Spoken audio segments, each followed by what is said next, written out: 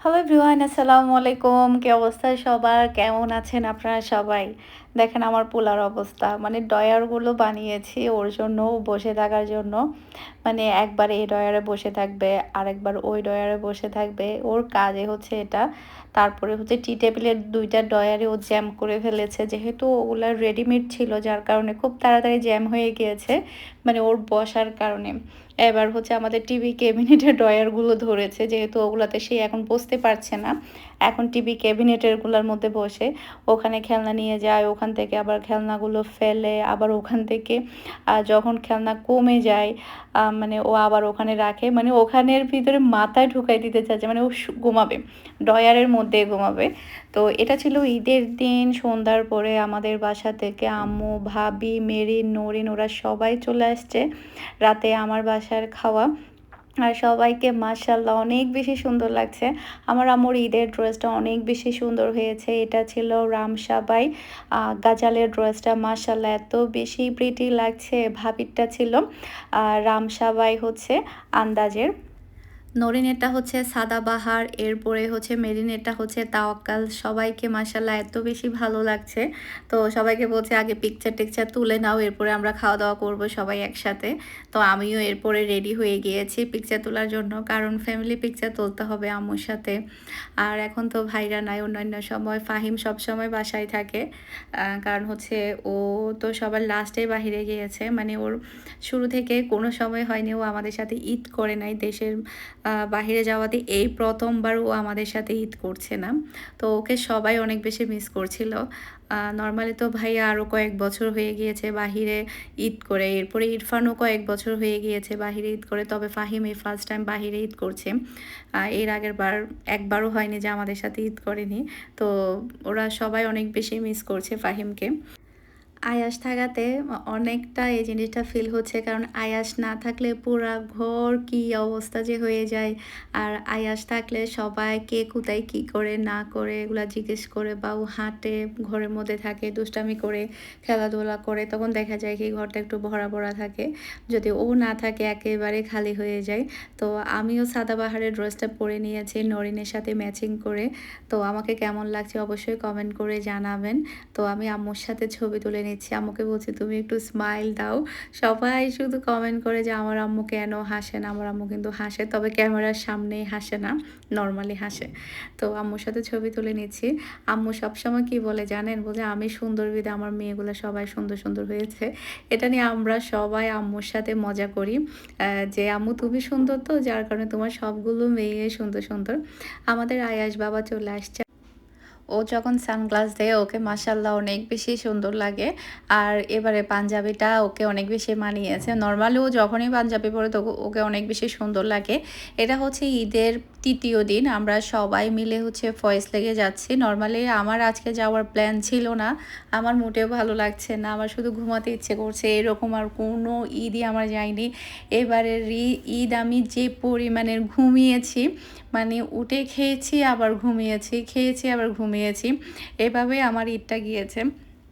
এবারের মতো ঈদ আমার কোনো সময় যায়নি। তো আমি না গেলে আসলে মিহির বাবাও যাচ্ছিল না, যে এতগুলো বাচ্চা-কাচ্চাকে আমি কীভাবে সামলাবো? সে কারণে আমিও যাচ্ছি, আমার শাশুড়ি আর আমরা ২ জন। তারপর বাচ্চা-কাচ্চা সবাই মিলে আমরা ফয়েজ লেকে যাচ্ছি। ফয়েজ লেক আসলে বিশেষ করে বাচ্চাদের প্লেস, যার কারণে আমার খুব একটা বেশি যেতে ইচ্ছে করেনি। তারপর আমরা চলে আসছি। অনেক বেশি এখন গরম পড়া শুরু হয়ে গিয়েছে। আর এখানে না এত মানুষ! আমি এর আগে একবার এসেছিলাম ফয়েজ লেকে।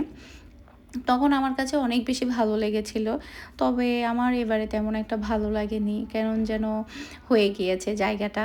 আগে যখন এসেছিলাম তখন খুব ভালো লেগেছিল। আজ থেকে প্রায় ১৪-১৫ বছর হবে, ১৫ বছর হবে। ১৫ বছর আগে যখন ফয়েজ লেকে এসেছিলাম খুবই সুন্দর লেগেছিল আমার কাছে।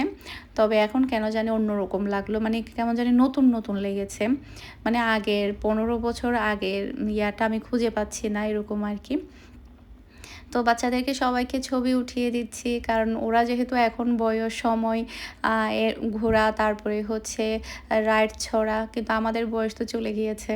সে কারণে বাচ্চাদেরকে ফুল টাইম দেওয়ার ট্রাই করছি। ওদেরকে অনেকগুলো রাইডে চড়িয়েছি, আমি নিজেও চড়েছি যতটুকু পেরেছি। তো সব মিলিয়ে আসলে দিনটা অনেক ভালো গিয়েছে আলহামদুলিল্লাহ। তো এরপরে হচ্ছে আমি হচ্ছে আমার ঈদের একটা ড্রেস পরে নিয়েছি। এটা হচ্ছে অরেঞ্জ কালারের মধ্যে ছিল, গাজালের ছিল। মাশাআল্লাহ ড্রেসটা অনেক বেশি সুন্দর। এরপরে মিহান তো আজকে একটু মুড খারাপ ছিল ওর। ওর হচ্ছে যখন মুড ভালো থাকে, যখন মুড খারাপ থাকে, খারাপ হয়ে যায়। যখন ওর প্রপারলি ঘুম হয় তখন ওর মুডটা ফ্রেশ থাকে, ও খুবই এনজয় করে, হাসি খুশি থাকে। যখন ঘুমটা একটু মানে কম হয়ে যায় তখন ও অনেক বেশি ডিস্টার্ব ফিল করে। দেখা যায় কি হাঁটতে চায় না বা খেলতে চায় না, কুলে কুলে থাকে, কান্নাকাটি করে, এরকম আর কি। আজকেও সেম কন্ডিশন হয়েছে ওর, মানে ওর মুডটা খারাপ ছিল, ঘুম কম হয়েছে, যার কারণে ও কোল থেকে নামছে না, বিশেষ করে ওর বাবার কোল থেকে। এরপরে হচ্ছে মাহিকেও অনেক বেশি মারধর করছিল। ওর যখন মেজাজ গরম হয় তখন ও থাপ্পড় মারে, খামচি দেয়, কামড় দেয়, এরকম করে।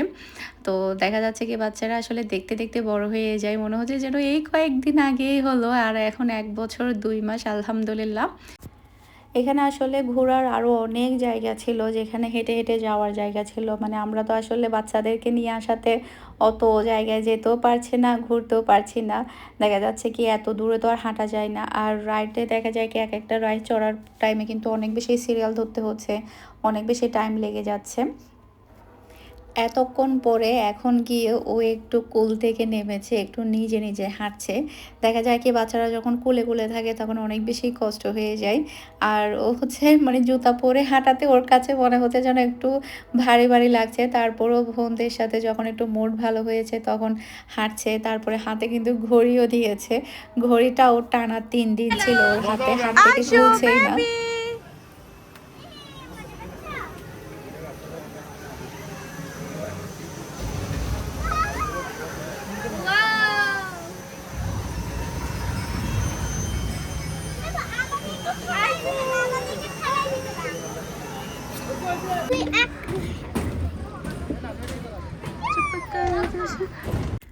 এখানে একটা কফি ক্যাফে ছিল, ওখানের মধ্যে হচ্ছে একটা শাপলার মতো গোল হচ্ছে একটা রাইড ছিল। ওটা চড়তে আমার কাছে অনেক বেশি ভালো লেগেছে। বাচ্চাদের সাথে সাথে আমিও বসে গিয়েছি।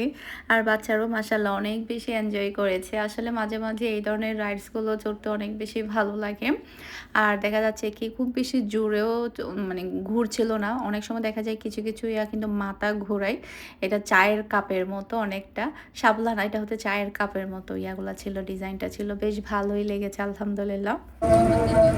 বাচ্চারা এখানে এত বেশি মজা করেছে যেটা বলার বাহিরে। ওদের সাথে সাথে আমরাও মজা করলাম আলহামদুলিল্লাহ। তো মিহি মিনহাকে মানে ওরা যা যা চড়তে চেয়েছে সবাইকে তা তা চড়ানো হয়েছে। এটা নাকি ওরা অনেক বেশি এনজয় করেছে, মানে পানির ওখান থেকে আসছে একদম জোরে। এটা আমারও একটু চড়তে ইচ্ছে করেছে, তবে রাত হয়ে গিয়েছে যার কারণে আর টাইম ওয়েস্ট করিনি। আর প্রচুর খিদা লেগেছিল। এখানকার ভিতরে খাবারগুলো কেমন সেটা আসলে ট্রাই করা হয়নি। এরপরে সবচাইতে ভয়ঙ্কর ছিল এটা, কি যে চিল্লা চিল্লি কান্নাকাটি বলার বাহিরে। তারপরও দেখা যাচ্ছে মানুষের ভিড়, এখানে এত চিল্লাচিল্লি এত মাথা ঘোরাচ্ছে তারপরও চড়ছে। আমার কাছে মনে হয় কি ওটার মতো ভয়ঙ্কর আর কিছুই হতে পারে না। পুরো উপরে তুলছে, ঘোরাচ্ছে, ফেলাচ্ছে, মা মা এটা আমার পক্ষে চড়া সম্ভব হবে না। এটা মানে যারা কিনা হচ্ছে হার্ট দুর্বল তারা আসলে এইসব রাইডসগুলো না চড়াই ভালো, কারণ ওগুলা হচ্ছে প্রচুর পরিমাণে রিস্ক মনে হয়।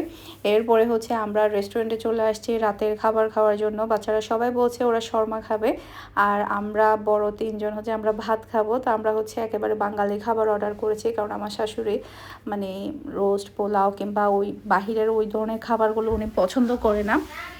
যার জন্য হচ্ছে ওনার জন্য আমরা ভর্তা, তারপরে হচ্ছে মাছ, এরপরে গরুর মাংসর কালা ভুনা, চিংড়ি ভর্তা না, এটা হচ্ছে ধনেপাতা আর কাঁচামরিচের ভর্তা, এরপরে হচ্ছে পেঁয়াজ ভর্তা, আর একদম ঝরঝরা সাদা ভাত ছিল, অনেক বেশি মজার ছিল। আর এই মাছ দিয়ে হচ্ছে সিমের বিচি রান্না করা ছিল। বিশাল বড় এক মাছ, সম্ভবত 15 কেজির নিচে তো হবে না, এত বড় একটা মাছ ছিল। মাছের পিস দেখেই মনে হচ্ছে এটা 15 কেজির নিচে না। তবে এত মজা হয় ওদের এই মাছ রান্নাটা, নরমালি আমরা যখন বাসায় রান্না করি অত মজা লাগে না। তবে এদের মাছ রান্নাটা অনেক বেশি টেস্টি ছিল। আমাদের সবার কাছে অনেক ভালো লেগেছে। ভর্তার সাথে গরুর মাংসর সাথে মাছটা খেতে। আলহামদুলিল্লাহ অনেক সময় বাঙালি খাবারগুলো দেখা যায় কি বাহিরে খেতে ভালো লাগে। আমরা তো সচরাচর প্রতিদিনই এই খাবারগুলো খাই। তবে বাহিরে গিয়েও যে এই খাবারগুলো আসলে অনেক সময় ট্রাই করা হয় সেটাও কিন্তু ভালো লাগে। গরম, গরম ভাতের সাথে এই ধরনের কালা ভুনা, ভর্তা তারপরে হচ্ছে মাছগুলা খেতেও মজা লাগে। তারপর আমরা বাটার নান অর্ডার করেছি, পেশোয়ারি মাটন অর্ডার করেছি। এটা আমার কাছে অনেক বেশি ভালো লেগেছে। খুবই কম মসলা বলতে এখানে তেমন একটা মসলা নাই। আর মাটনটা একেবারে গলে গিয়েছিল। খুব টেস্টি ছিল। সাথে একটা আলু ছিল, একটা রসুন ছিল। বড় সাইজের হচ্ছে ১ পিস মাটন ছিল। ২ পিস ছিল মাটন। খুবই মজা লেগেছে নান দিয়ে খেতে। পরোটা দিয়ে খেতেও মাশাআল্লাহ এটা অনেক বেশি ভালো লাগবে। এটা ৳৩৫০ জানি কত টাকা ছিল। এটা দিয়ে প্রায় ২ জন নান বা পরোটা অনায়াসে খেতে পারবে বা একজন ভালো মতো খেতে পারবে। খুবই টেস্টি ছিল। আলহামদুলিল্লাহ। তো এরপরে হচ্ছে বাচ্চাদের জন্য আমরা জুস অর্ডার করেছি, একেবারে ফ্রেশ জুস। আ এটা ছিল হচ্ছে পেঁপের জুস। পেঁপের জুসটা অনেক বেশি ফ্রেশ ছিল, খেতে ভালো লেগেছে। এরপরে মিহির বাবা হচ্ছে ওর জন্য মিট লেমন অর্ডার করেছে। ওটাও অনেক মজার ছিল। এই রেস্টুরেন্টের প্রত্যেকটা খাবারই অনেক সুস্বাদু ছিল। আর প্রাইসও একেবারে রিজনেবল ছিল। আজকের মতো বিদায় নিচ্ছি। আসসালামু আলাইকুম।